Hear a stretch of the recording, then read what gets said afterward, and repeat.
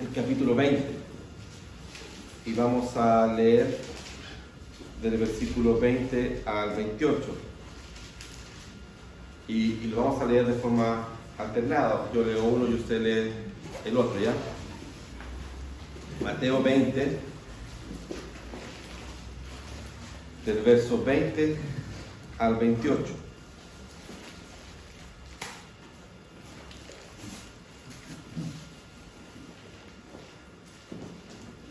Mateo 20, del 20 al 28, vamos a leer entonces uno yo y uno ustedes. Dice así la palabra del Señor. Entonces se le acercó la madre de los hijos de Zebedeo con sus hijos, postándose ante él y pidiéndole algo. Él le dijo, ¿qué quieres? Ella le dijo, ordena que en tu reino se sienten estos dos hijos míos, el uno a tu derecha y el otro a tu izquierda. Entonces Jesús respondiendo dijo, no sabéis lo que pedís. ¿Podéis beber del vaso que yo he de beber y ser bautizados con el bautismo con que yo soy bautizado? Y ellos dijeron, podemos. Él les dijo, a la verdad de mi vaso beberéis, y con el bautismo con que yo soy bautizado, seréis bautizados.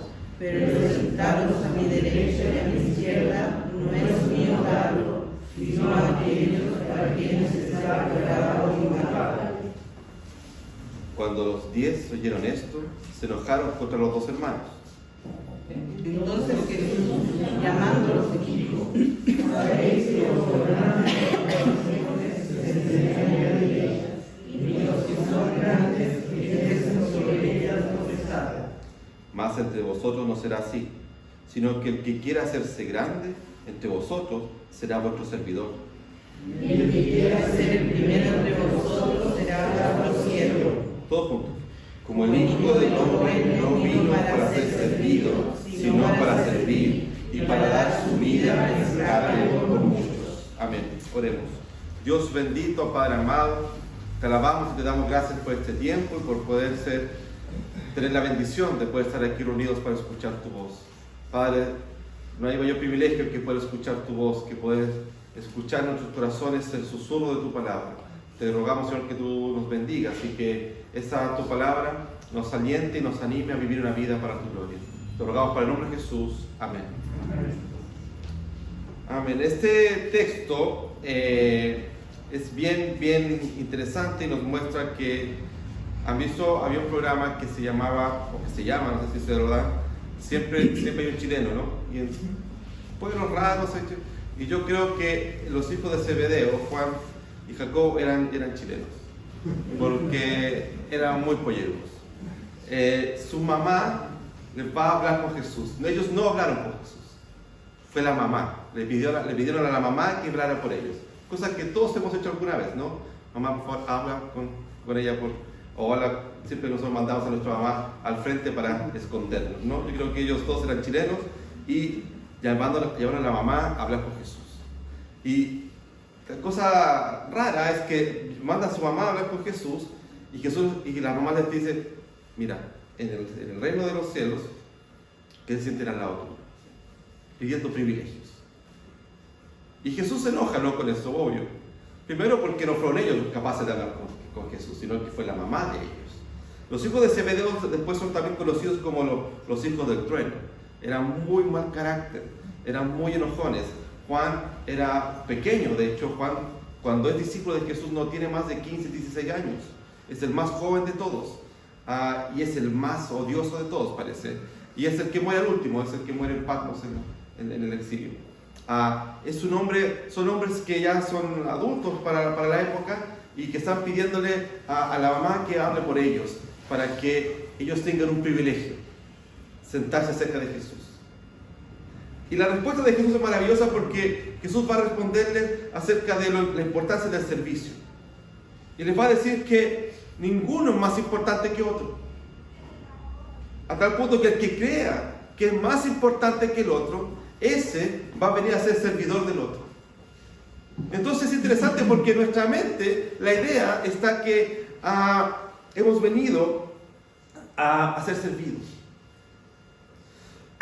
Ser servidor en esta época es algo, no digo mal visto, pero algo como pequeño. Como que quien quiera servir es alguien poco ambicioso. Es alguien que tiene poco deseo de triunfar, poco deseo de ir adelante. Porque lo que debiera pasar en nuestra época es que nosotros hemos venido a que nos sirvan, a que nosotros podamos disfrutar y hacer lo que nosotros queramos. Y la Biblia nos está diciendo algo totalmente distinto del cristianismo. El cristianismo es, por esencia, una vida de servicio. Ahí está la vida práctica del cristiano. El cristiano tiene que entender que en su vida debe reflejar el servicio a Dios. Y ese servicio a Dios se ve también reflejado en el servicio a los demás. Y es algo que a nosotros nos cuesta entender eso. Nos cuesta entender que debemos ser hombres y mujeres llamados y capacitados para el servicio. Estos jóvenes que están pidiendo esto, están pidiendo pasar por alto cualquier cosa y tener un privilegio. Estar sentado al lado de Jesús, porque ahí es el mejor puesto. Estar sentado al lado de Jesús es lo mejor. Ya sentarse más atrás no te va a llegar tan bien las cosas, ¿no? Es como tú vas a un matrimonio y te sientas en la mesa cercana a los novios, seguro que te va a llegar bien la comida. Si te sientas muy lejos de los novios, la comida ya no viene tan caliente y ya se mueran más en pasar las cosas. O cuando estás en el cóctel y tienes que ponerte cerca de la puerta, porque si estás muy lejos de la puerta, el cóctel no te llega al rincón. Entonces, ¿qué tú haces tú? Bueno, los que somos hambrientos, nos ponemos cerca de la puerta para comer, si no, no vamos a comer. Eso nos pasa. Estamos siempre buscando esas cosas así. A la Biblia nos llama que el cristianismo es totalmente distinto a lo que el mundo está pensando. El cristianismo es, por esencia, el servir a otros.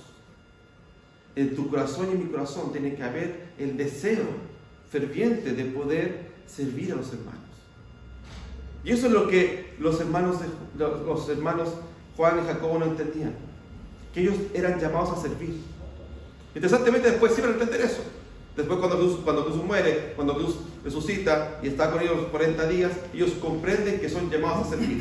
De hecho, si usted lee las cartas de Juan, primera, segunda y tercera de Juan, vamos a ver un Juan que dice: hijitos míos, un Juan súper amable, como que un viejo querible, porque ya cambió su vida y entendió que él está llamado a servir y no a ser servido. Calvino decía que conocer a Dios no consiste en una fría especulación, sino implica el servicio a Él. Esa es la forma que debemos vivir el servicio. Es por eso, mira el versículo 28. Como el Hijo del Hombre no vino para ser servido, sino para servir y para dar su vida en rescate por muchos. Jesús mismo, el Hijo de Dios, vino para servir. La palabra que ocupa ahí es diácono, que es la palabra que ocupamos nosotros para nuestros hermanos que son oficiales de la iglesia, que son diáconos. Y la palabra diáconos en griego significa servir la mesa. Eran los que servían, los que estaban llamados al servicio de las mesas, al cuidado de las mesas. Recuerden que en esa época también el diácono no solamente estaba preocupado de servir la mesa, como de los alimentos, sino que, por ejemplo, de lavar los pies. Recuerden que en esa época no habían zapatillas, así que todos usaban chalas. Y cuando llegaban a las casas, la tradición era lavar los pies. Yo entiendo lavar mis pies, pero lavar los pies de otro no lo entiendo. No es fácil. En el seminario, cuando nosotros estamos en el primer año, a uno de los compañeros se le ocurrió que debíamos a los de segundo año lavarle los pies.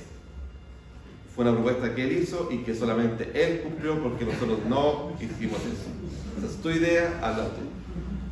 Porque no íbamos a lavarle los pies a nadie. Porque es muy raro eso, ¿no? Porque es muy incómodo. Pero eso pasaba. Porque además piensa una cosa. A pesar de lo que dice la película La Pasión de Cristo, las mesas no existían. Así que como no había mesas, los hombres se sentaban y los pies quedaban en la cara de la otra persona. Así se sentaban. Nosotros pensamos la Santa Cena, ¿se acuerdan?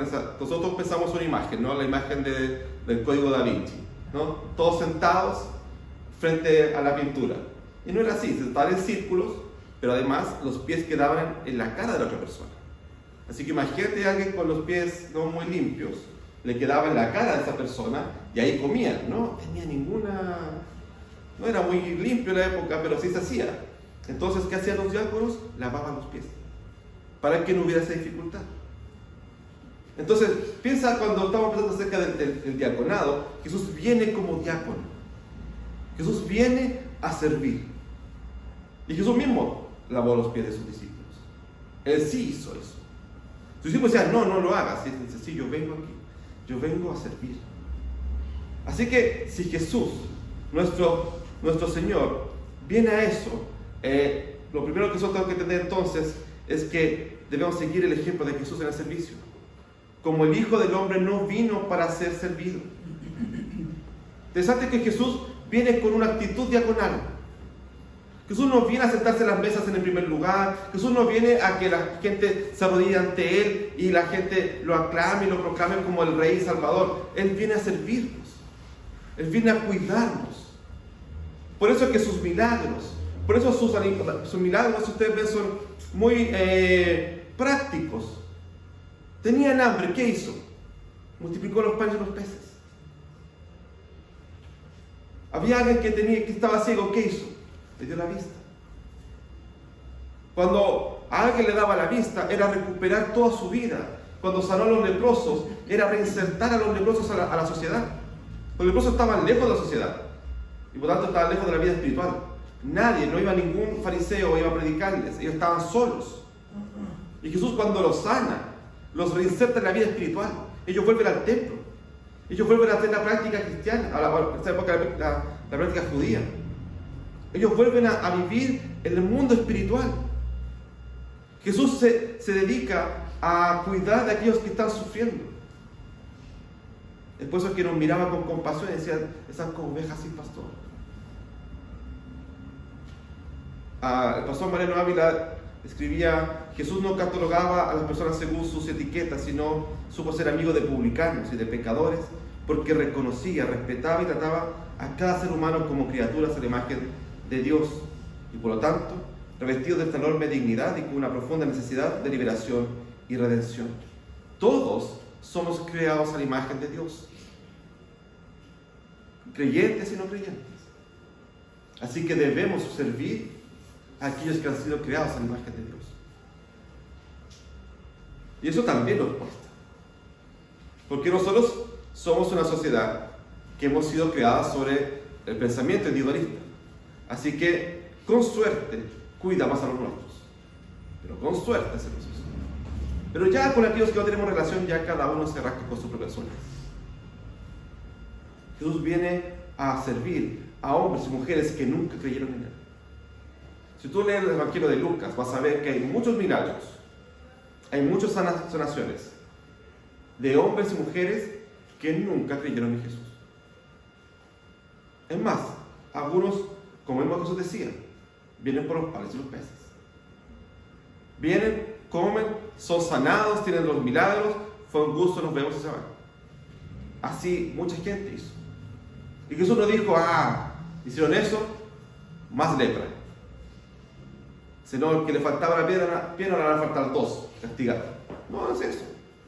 Jesús sanaba gente que no creía en Él, que no le importaba creer en Jesús, que no le importaba seguir a Dios, no le importaba servir a Dios, pero Él en su muestra de amor y su palabra milagrosa servía a ellos.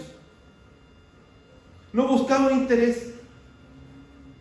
Lamentablemente nosotros tenemos una idea de que tenemos que servir siempre y cuando ese servicio tenga una recompensa para mí.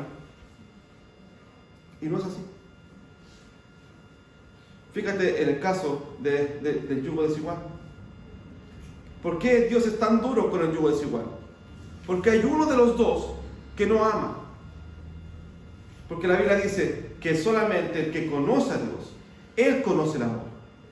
El que no conoce a Dios, no sabe amar. Dios demanda de ti y de mí entonces un servicio, porque Él vino a servir a nosotros. Santiago dice, si un hermano o una hermana están desnudos y tienen necesidad de mantenimiento de cada día, y alguno de vosotros le dice, id en paz y calentados, saciados, pero no les da las cosas que son necesarias para el cuerpo, ¿de qué aprovechan?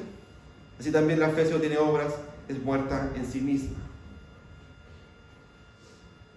Ya lo veíamos cuando estudiamos en Santiago, lo maravilloso que es poder comprender esto. Hermanos, tiene frío, que le vaya bien, abríguese. Si tú tienes que darle, dale. Tenemos una dimensión del cuidado material. Dios hizo eso. Jesús buscó ayudar a personas. Jesús hizo ayuda social a muchas personas. No porque era un libertador social, no porque era un líder político, no porque era un revolucionario, sino porque Él mostraba su amor y su misericordia y mostraba su obediencia a Dios al ayudar a los demás. Tenemos que sacarnos las ideologías de nuestra cabeza y cumplir la voluntad de Dios. Si realmente vamos a servir, tenemos que servir a todos. Porque eso es lo que Jesús hizo, sin buscar una recompensa, sin buscar el beneficio propio. ¿Cómo nos cuesta eso? ¿Cómo nos cuesta dar sin esperar algo? ¿Cómo nos cuesta desprendernos de algo sin esperar que esa persona lo haga bien? Nosotros tenemos ese problema de dar esperando que también retribuir eso. Y no siempre pasa. No siempre cuando tú das, no siempre cuando tú estás ahí para otros, ellos están para ti. Eso no siempre pasa. Somos humanos, somos personas aquí, somos una hermandad, somos comunidad, pero somos pecadores. Así que más de alguna vez, como yo les he dicho, más de alguna vez yo lo voy a solucionar. Así como más de alguna vez usted me va a solucionar a mí. Pero no, ese es el consuelo, debe ser la búsqueda de no hacerlo. Buscar y servir a otros, sin importar. Los más antiguos se recuerdan que antes había que tomar todas las sillas y meterlas allá en el salón, ¿cierto? Y sacarlas todas las sillas y poner. Y más de alguna vez me tocó a mí solo. Y cada silla que traía yo estaba más enojado. Entonces, cada silla que sacaba, la sacaba con más rabia. Y decía, pero ¿por qué no vienen más a ayudarme? ¿Por qué tengo que hacerlo yo solo? Y después entendí que esto es para el Señor, no para mí, ni para ustedes. Lo hacemos para el Señor. Así que si lo hago para el Señor y sirvo al Señor, tengo que servir a mis hermanos sin importar lo otro. Y Dios me permitió entender de esa forma eso. Dios nos ayuda y Jesús nos muestra cómo debemos entender la ayuda y el servicio a otros. Sigue ahí en el versículo 28. Como el Hijo del Hombre no vino para ser servido, sino para servir y para dar su vida en rescate por muchos. También nos muestra esto, que hay un mandamiento o que hay una dimensión espiritual en el servicio. Jesús vino para dar su vida en rescate por muchos. Cuando nosotros hablamos acerca del servicio y cuando queremos entender el servicio, a veces nos olvidamos de que eso tiene que ver con que Jesús sacrificó todo por el servicio. Jesús dice que va a dar su vida por eso. Está dispuesto a dar su vida. Y a veces como cristianos nos olvidamos de eso. Y decimos, sí, ok, yo soy salvo, gracias a Dios por la salvación, te amo, Señor, por la salvación, estoy muy bien, gracias por eso. Pero ¿qué viene? ¿Qué hay más con eso? Porque a veces como que nos quedamos cortos con la idea de salvación, porque estamos tan acostumbrados a escuchar que Jesús murió por nosotros. Estamos tan acostumbrados a escuchar que Dios nos perdonó, que pareciera que ahí está muy básico el tema. Debiéramos ir a algo más, una búsqueda nueva, un nuevo mensaje. Y olvidamos que quien vino en rescate de muchos es aquel que es dueño de todo cuanto existe. Juan y Jacobo, que están ahí pidiendo este favor, y los escuchan los otros, se enojan. ¿Cómo está pidiendo eso? ¿Cómo está pidiendo quedarse con Jesús? Pero ellos no están preocupados de que lo que están pidiendo es malo, porque hay que entender el mensaje de Cristo. No, ellos están enojados porque Dios se lo juró primero a ellos. Están enojados porque Jesús se acepta, va a dejar a Jacob y a Juan al lado, y los demás ¿qué? ¿Cada vez más lejos? No. Están enojados por eso. Recuerden que los discípulos, una cosa que nos muestran los evangelios es que los discípulos no entienden nada hasta la muerte. No entienden ni una cosa. No es la primera cosa rara que hacen. A veces que el apóstol Pedro se para frente a Jesús y le dice: Jesús, no vayas a Jerusalén, te van a matar. Pero si yo vine a ser crucificado. Y Pedro dice: no vayas, quédate con nosotros más tiempo. Los discípulos no entendían nada de lo que estaba pasando. Se fueron a trabajar, algunos después de que Jesús murió, se fueron a trabajar. Y ellos están enojados por eso es que Jesús les dice en el versículo 25, llamándolos dijo: ¿sabéis que los gobernantes de las naciones se enseñorean de ellas, y los que son grandes ejercen sobre ella potestad? Mas entre vosotros no será así, sino que el que quiera hacerse grande entre vosotros será vuestro servidor. Entre los cristianos mismos, a veces existe una idea de que hay mejores cristianos que otros. Sobre todo los que tienen más edad en la iglesia, no más edad de años en su vida, sino que más tiempo en la iglesia, creen que son mejores que los que llevan muy poco en la iglesia. Entonces, el que lleva poco le dice algo y dice: pero ¿cómo me enseñará a mí que se lleva un año? Yo llevo 20 años en la iglesia y me enseñaré. Y esa idea lamentablemente está en las iglesias. Y eso no es verdad. Los discípulos caminaron con Jesús 3 años y no entendían nada. Puede ser que tú lleves toda tu vida en la iglesia, 90 años en la iglesia, y no seas creyente. Y no hayas nacido de nuevo. No tiene que ver con tu edad, no tiene que ver con cuánto tiempo tú llevas en la iglesia. Tiene que ver con comprender que Cristo ha venido para darte vida en tu corazón. Y eso puede ser alguien que tenga un día en la iglesia o alguien que tenga 50 años en la iglesia. No existen mejores cristianos que otros. No existe eso. No se es más cristiano uno que otro. Es cierto, a veces que nuestra santificación va y nuestra madurez es distinta, es cierto. Vamos cambiando. Y también tú lo ves en tu vida, tú ya no eres el mismo niño de antes. Vamos cambiando. A veces a algunos nos cuesta un poco más madurar, pero vamos madurando y vamos creciendo en algunas cosas. Ya no podemos ser los mismos de antes. Es cierto, vamos creciendo. Es cierto, vamos madurando. Pero también es cierto que muchas veces procedemos. Entonces no somos mejores que otros. Cuidado con buscar a que seamos mejores que otros. El cristianismo está para entender que somos llamados a amarnos, a respetarnos. Juan dice: este es mi mandamiento. Jesús dice en Juan: que os améis unos a otros como yo os he amado. Nadie tiene mayor amor que este, que uno ponga su vida por sus amigos. Jesús dio su vida por cada uno de nosotros. Tus pecados que debías pagar tú, no los pagaste tú. Los pagó el Señor en la cruz. Por eso el grito de Jesús: está consumado, está pagado. Tetelestai es eso en griego.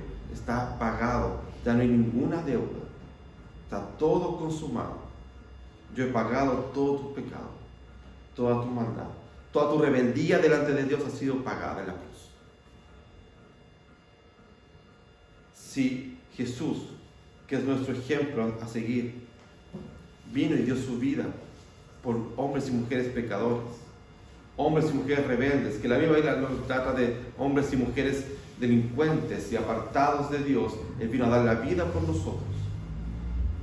¿Cuánto más tú tienes que dar todo para servir a otros?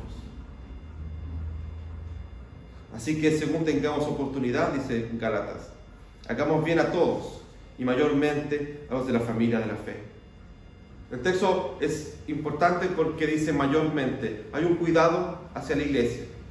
Tú debes cuidar de tu hermano que está a tu lado. Pero no dice exclusivamente. Dice mayormente ten cuidado con tus hermanos, cuida de ellos, pero también cuida de todos. Una cosa que la iglesia cristiana ha ido perdiendo es el cuidado por la creación. Sin embargo, Génesis nos dice que somos llamados a cuidar y a sojuzgar sobre la tierra. Debemos cuidar la tierra. Y a veces simplemente no lo hacemos. Y nos complica mucho eso. Jesús nos llama a cuidar también de la tierra. Entonces, si Jesús vino, dio la vida por nosotros, sacrificó todo para que tú tuvieras vida y para que tú pudieras servir a otros. Si tú no haces eso, estás pecando delante de Dios. El servicio, entonces, no lo podemos entender como una opción para el cristiano. Lo debemos entender desde una obligación. Es nuestro deber servir a otros, porque Cristo vino para servir y cuidó de lo material nuestro. Nos dio comida, alimento, sanidad. Pero además hizo algo más importante espiritualmente: nos dio vida. Si tú caminas por la vida, si tú caminas tu cristianismo con los ojos cerrados, si tú caminas como esos caballos hacia adelante y no miras hacia el lado, entonces no estás viviendo el cristianismo realmente. El cristianismo tiene una vocación diaconal, porque Jesús fue nuestro primer diácono. Él vino a servir. Hermanos, si nosotros como iglesia nos olvidamos de esto, entonces comenzamos a tener un evangelio frío, una vida cristiana fría, apartada de la voluntad de Dios. Somos llamados a servir. Sirve a tu hermano, cuida a tu hermano, vive como Cristo vivió. Da la vida para aquellos que sufren, da la vida para aquellos que están en dificultad. Eso es lo que Cristo nos está llamando a hacer. Mientras el mundo nos llama al individualismo, a ser fríos, a solamente importar lo que a ti te gusta, Cristo nos llama a vivir en conciencia comunitaria, en conciencia de que somos una comunidad dispuesta a servir a otros, a servir a Dios, a servir a los demás. Es el mandato de Dios. Eso es lo que tú y yo debemos poner en práctica todos los días de nuestra vida. Sirvamos a Dios y sirvamos a nuestros hermanos hasta que Cristo venga por segunda vez. Oremos. Padre eterno, Dios bendito, tú eres nuestro Dios, tú eres nuestro Señor, y solo a ti te damos toda la honra y toda la gloria. Padre eterno, perdónanos, Señor, si hemos sido hombres y mujeres que buscamos el bien propio. Perdónanos, Padre, si hemos sido individualistas, Señor, si solamente nos ha importado nuestro propio quehacer, nuestras propias vidas, y no hemos mirado hacia el lado, no hemos mirado hacia las personas que sufren, a aquellos que tienen dolor. Padre eterno, ayúdanos a serte fieles a ti, a ser una iglesia diaconal, una iglesia que sirva a otros y que te sirva a ti en todo lo que hace. Te lo rogamos para el nombre de Jesús. Amén.